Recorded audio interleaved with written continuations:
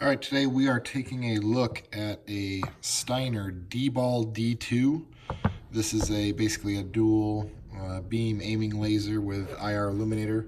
So it has a visible green and infrared laser and an IR illuminator. So this is basically, the only reason you need this is if you are going night vision on your carbine.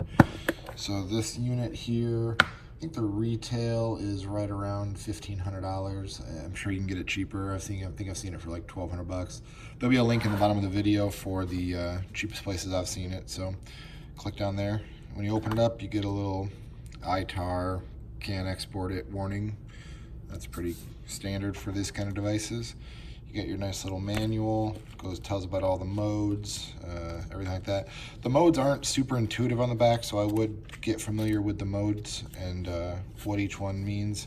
For instance, you got the IR illuminator in high, and then you have the high IR with high IR illuminator, so you got that, and then the low illuminator with high pointer, off, visible low, and visible high. So different modes, just gotta play with it to kind of get used to it.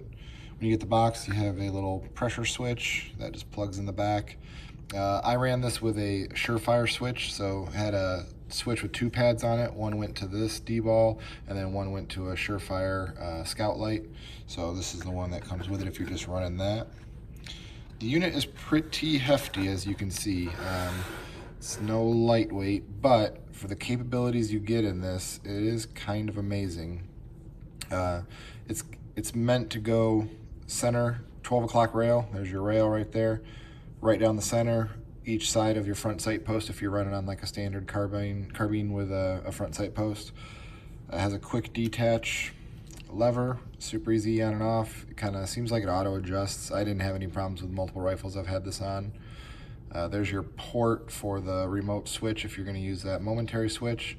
The nice thing about this is it does have a fire button here too, so if you have it on 12 o'clock and your hand naturally pushes or whatever, you can just do it like this and have no cords, no nothing. So either way, it runs off of a 123A battery, one cell, pretty good. They claim over 3 hours of battery life. I have not used it extensively, and I went through one battery, but I'm not going to claim that battery was 100% when I put it in, so your results might vary. The nice thing about it being a green laser and an IR laser, after you remove these little caps, you'll see the laser diodes down in there. You can sight this unit in during the day with the green laser. Fire the green laser, and so there's your low, there's your green low, green high, low. See the difference there on the blooming effect. You can fire that laser, adjust your windage and elevation knobs here, and the IR laser is slaved to the visible so that you're automatically sighted in at night. That's huge. That is really nice not to have to sight in at night with your night vision goggles. I think it's kind of a pain in the butt once you're outside to be trying to sight in a rifle that you can't really see the target impact super great. So I like that feature a lot. You do have this illuminator also, which is really nice. It's got a little protective cap. This little beam pattern, it's supposed to be able to move the lens back and forth to get a kind of a different beam pattern. I didn't really notice a huge difference, but it is there. Maybe with better quality nods, it works better. I'm just running a PVS 7 set, so nothing super fancy. There's your mode switch back here, high, low. This is all your visibles on this side, and then you go over here and you have your different modes for different intensity levels on the IR and your illuminator, or IR laser or illuminator by themselves. So much different things there. I'm going to try to take a separate video outside looking through my 7s to show people what this kind of looks like. Essentially what it looks like under night vision is this looks like just a very focused beam flashlight. It's pretty amazing. You don't need this per se. You can run a laser, but when you have the illuminator on it, it seems like it gets a lot of the grain out of my night vision. It just gives it more illumination. It makes the gain have to go less on the nods, so you get a better picture. This is a pretty bulky unit though. When you have that on the rail, this hangs off. It is pretty thick as well. When I ran it in front of a Vortex Razor HD 1:6 power scope at powers 1 to 2, I basically saw most of this in the view. So I ended up having to switch this on the bottom.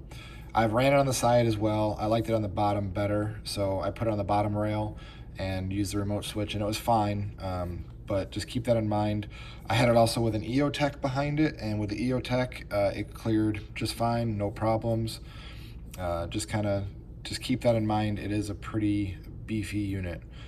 So we showed you the IR green here, and then see my other video. I'll link to it in this bottom comment, or the description of this video, to go see that video as well. But pretty awesome unit. It being $1,500, it's a bit of a thing to swallow there. What I ended up using for my day-to-day rifle is the OTAL, OTAL. It runs on a single AA. It's essentially this half without the green laser, so it's just the IR portion of this unit. So this one you do have to sight in under nods, which is not super helpful, but you gain a lot in size. So you just get that little half there, much smaller, much more compact. It's still about the same thickness though, so you still have that clearance issues with if you're mounting in a 12 o'clock rail position. So I haven't quite played where I'm going to put it permanently yet, but I think it's going to go on the bottom as well. Same remote port switch for the momentary activation, so you have on, off, or momentary push button with the remote. Pretty easy to adjust. And this guy here is only well, retail is $589, so $589 versus $1,500. So you drop $1,000 if you just need the laser portion, which a lot of guys do. If you have better nods, you probably don't even need the Illuminator. I have kind of crappy nods, so this was nice, but it is a much more expensive unit. So that's my quick take on the DBAL-D2. Really like it a lot. It's really good to have a dedicated night gun with this on it, and see my other video for nighttime shoots.